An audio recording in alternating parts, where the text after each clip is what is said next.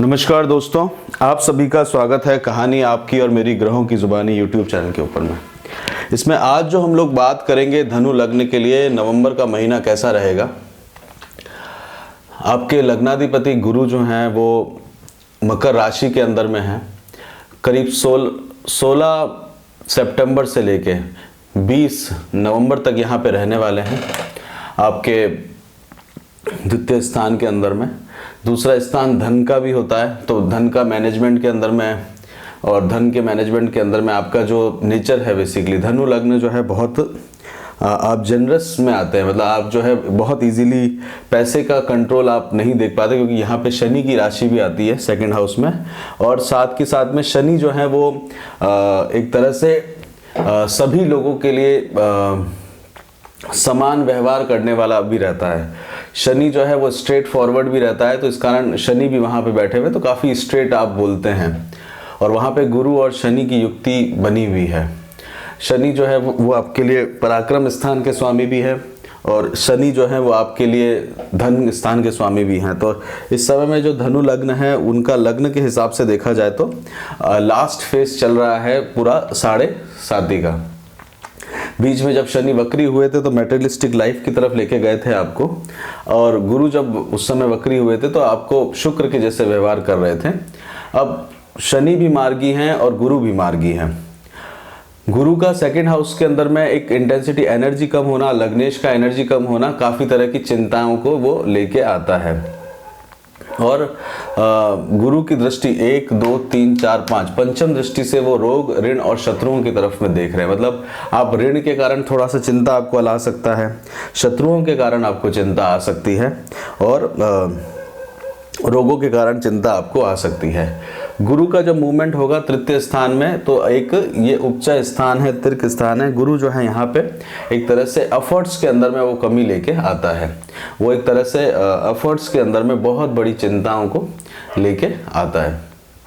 इसके अंदर में गुरु जो है आपके तृतीय स्थान में आएंगे, कुंभ राशि के अंदर में आ जाएंगे, तो वहाँ पे आपको छोटे भाई बहनों के लिए, अपने पड़ोस के अंदर में, अपने पराक्रम, स्ट्रेंथ, करेज के अंदर में, हालांकि गुरु का कोई शत्रु नहीं होता, गुरु के कोई शत्रु नहीं, मतलब खुद की तरफ से कोई नहीं है, बट ऐसा नहीं है कि गुरु के शत्रु खुद नहीं है। शुक्र जो है वो आपके शत्रु रहते हैं। तो इस समय शुक्र जो है वो लग्न में बैठे हुए हैं, तो लग्न में शुक्र का आना, लग्न में शुक्र जो है वो 31 तारीख से आएंगे, 31/10 से लेके 8/12 तक वो यहाँ पे रहेंगे। तो आपका जो ध्यान है, आपका जो मेटेरियलिस्टिक लाइफ की तरफ में ध्यान बढ़ेगा, आपका अपने खान पान के अंदर में, आपके अपने ऊपर में, खर्चे के ऊपर में, आपको जीवन को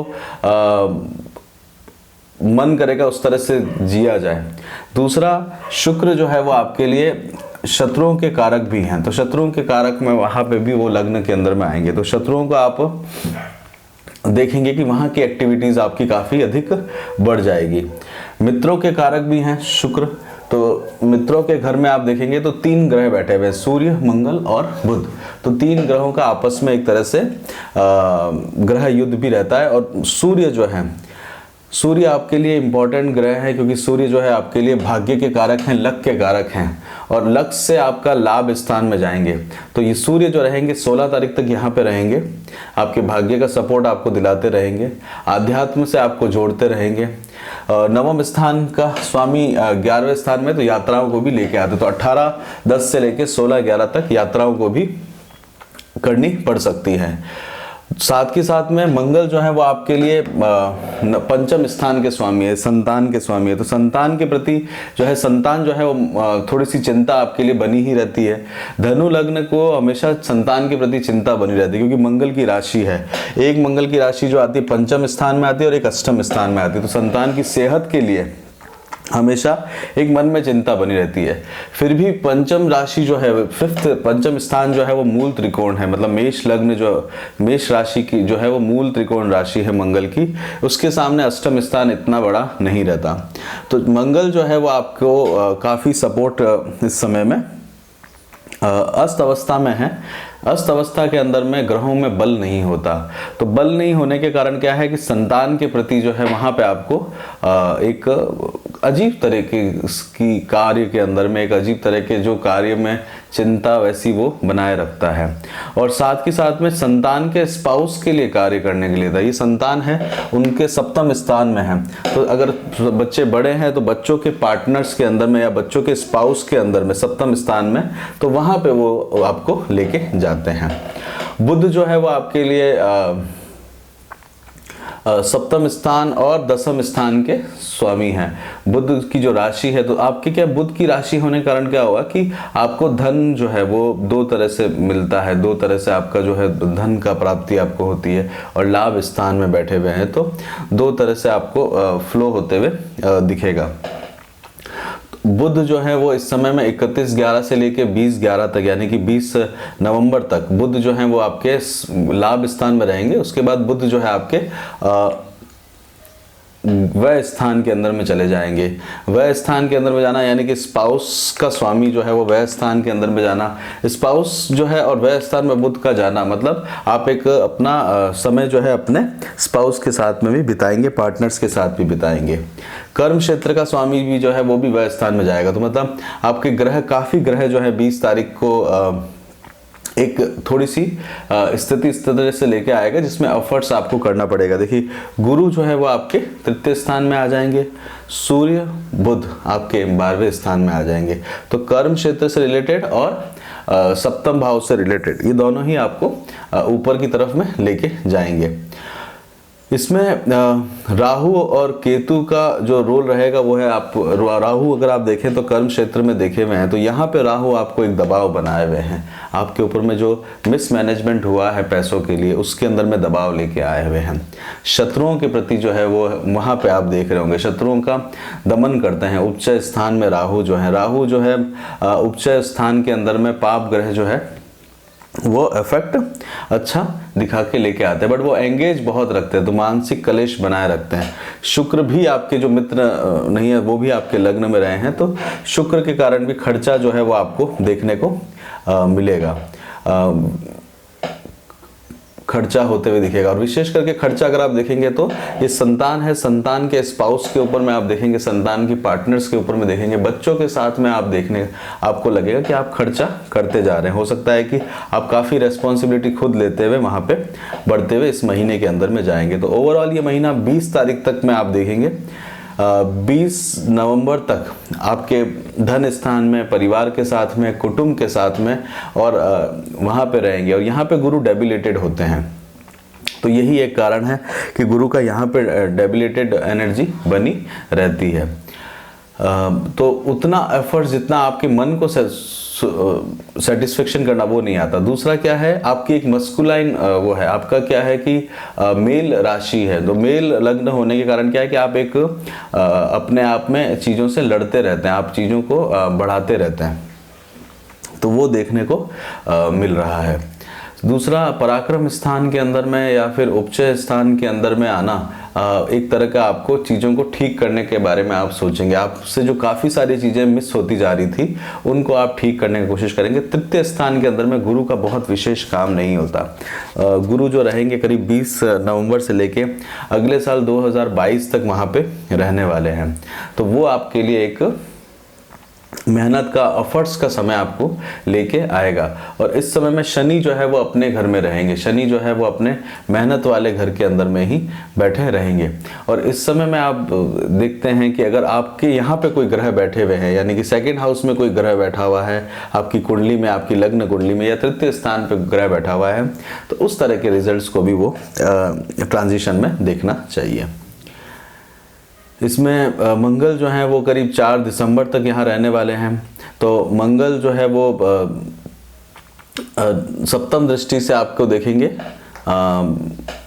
पंचम स्थान की तरफ, नॉलेज की तरफ, ज्ञान की तरफ, आपके इंटेलिजेंसी की तरफ। और मंगल जो है आपके अष्टम दृष्टि से देख रहे होंगे राहु के ऊपर में, रोग, ऋण और शत्रुओं में। तो यहाँ पे मंगल जो है प्रोटेक्शन करने का कोशिश करने में लगे हुए होंगे। तो ये समय जो जाएगा आपका शत्रुओं के साथ साथ में संतान के लिए व्यतीत होने वाला, रोग, ऋण, शत्रुओं के लिए और संतान के पार्टनर्स के लिए, और मटेरियलिस्टिक वे के अंदर में जाने वाला, मतलब आपका जो है एक व्यय बनाने वाला है आपके लिए। तो पैसों का मिसमैनेजमेंट आप इस समय देख सकेंगे। इसमें बात करते हैं नवंबर के बारे में बात करते हैं। तो नवंबर 1 और 2 तारीख को चंद्रमा जो है वो आपकी कन्या राशि में रहेंगे, कर्म क्षेत्र के अंदर में रहेंगे। आप किसी तरह के कर्म से रिलेटेड कामकाज में आपका व्यस्तता रहेगी। यात्राएं आपके लिए लेके आ सकता है इस समय में 1 और 2 तारीख को।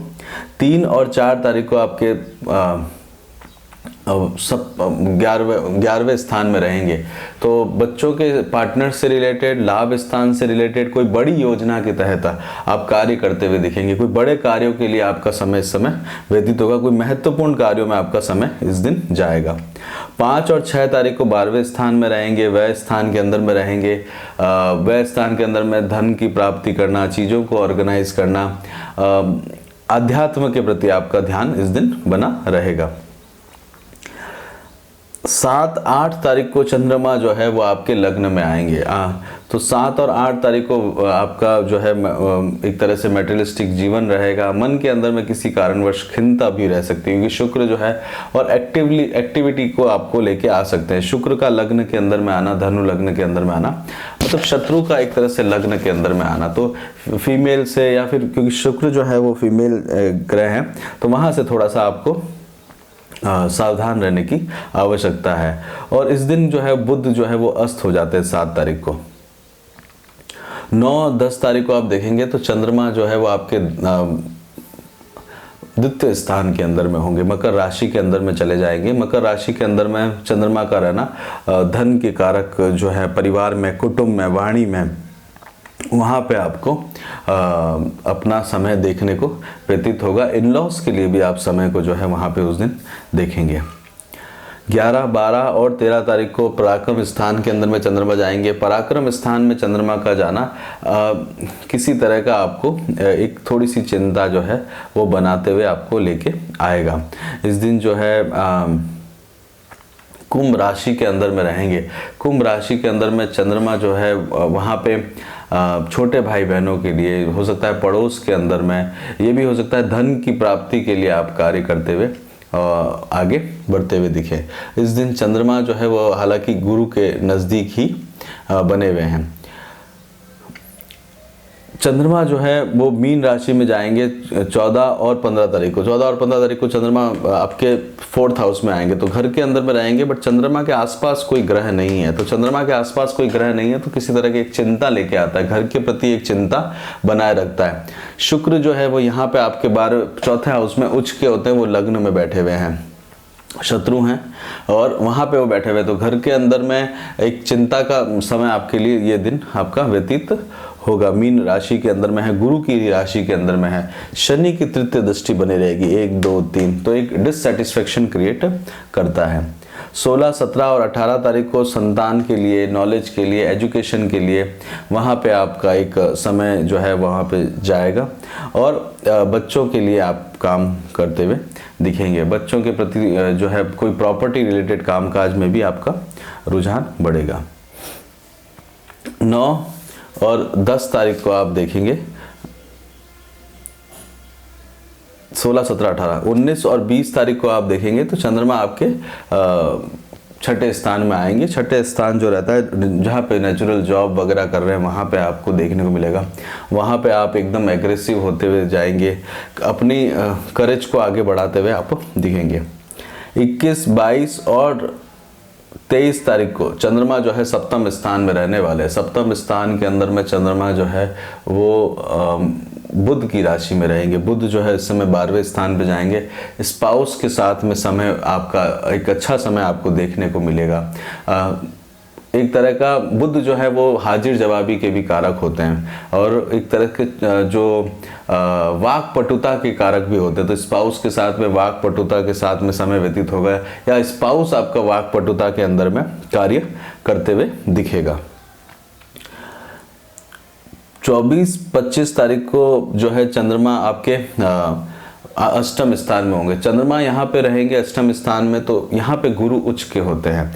गुरु की सप्तम दृष्टि यहाँ पे बनी रहेगी, तो गुरु की सप्तम दृष्टि के अंदर में ये द्वितेश और अष्टमेश का योग यहाँ पे बनेगा। तो इन लॉस के प्रति, स्पाउस के प्रति यहाँ पे आपको समय देखेंगे। वाहन चलाते हुए ध्यान दीजिएगा, सडन वाहन चलाते हुए ध्यान देने की ज़रूरत है। चंद्रमा जो है वो इस समय में 24 और 25 तारीख को कर्क राशि के अंदर में, यानी कि हेल्थ के रिलेटेड, यानी कि कोल्ड या किसी तरह की ठंड से रिलेटेड में आपको सावधान रहने की ज़रूरत पड़ सकती है। 26-27 तारीख को चंद्रमा नवम स्थान में रहेंगे। नवम स्थान जो है वो आपके भाग्य का स्थान है। लकी एक तरह से आपको देता है, भाग्य का सपोर्ट देखने को बहुत अधिक मिलता है। अगर आपकी खुद की कुंडली के चार्ट के अंदर में गुरु की पोजीशन बहुत अच्छी है, लग्न अगर अच्छी डिग्रियों पे है, तो आपका भाग्य आपको बहुत सपोर्ट करता है। किसी भी विपदा से भाग्य आपको बचा लेता है और आध्यात्म की तरफ लेके जाता है। तो ये समय आपका आध्यात्म की तरफ जाएगा, यात्राओं में लेके जा सकता है, क्योंकि इस समय में सूर्य जो है वो 12वें स्थान में जा चुके हैं।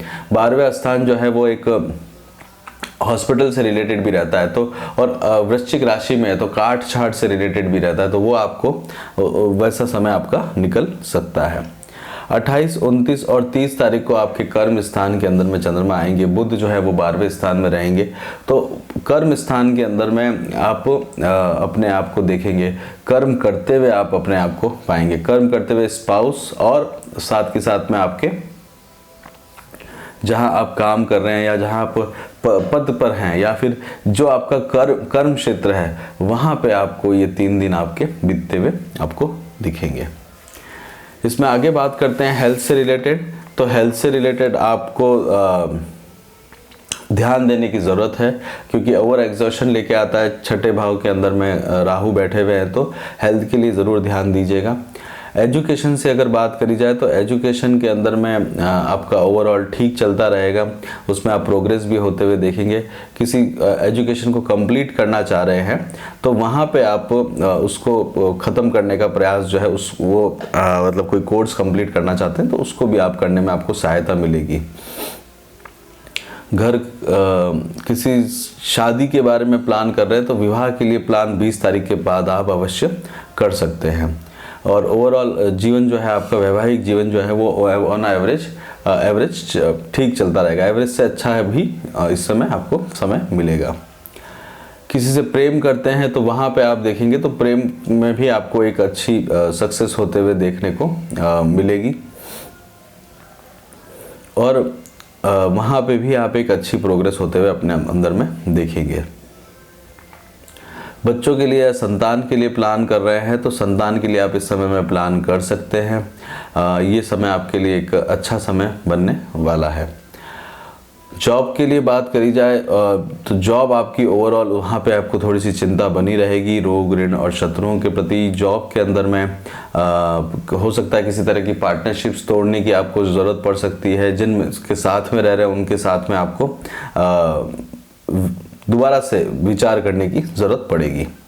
बिजनेस के बारे में प्लान करते हैं तो बिजनेस जो है ओवरऑल आपका उसमें एक मिसमैनेजमेंट रहेगा पैसों का, वो आपको ध्यान देने की ज़रूरत पड़ेगी।